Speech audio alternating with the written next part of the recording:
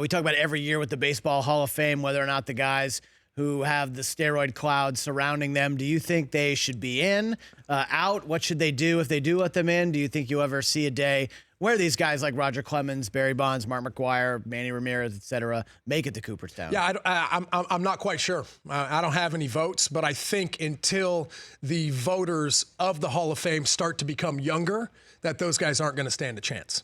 I think those guys that have the votes in the Hall of Fame are very stuck in their ways. They think a game should be played a certain way. And for a young guy like myself, obviously I love the old school style of baseball, but also like the new school style of baseball.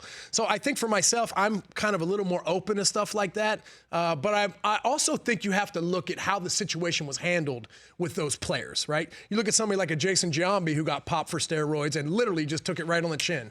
He was like, "Hey, man, I'm sorry. Yeah. I was trying to help myself." He was very honest, very transparent, Yeah, very opened open. up right away, yeah. Roger Clemens, Barry Bonds, Manny, those guys weren't like that. So I think that there has something to be said for how the situation was handled.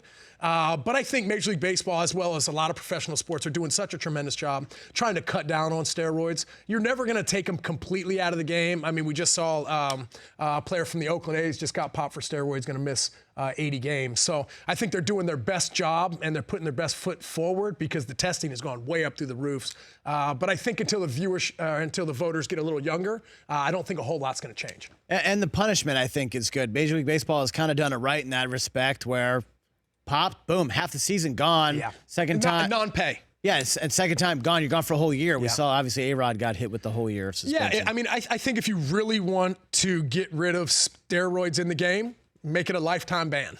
First offense, lifetime ban.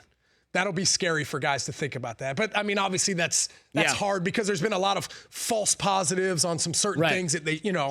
So and that needs to be collectively bargained, too. I think there's still a lot of gray area.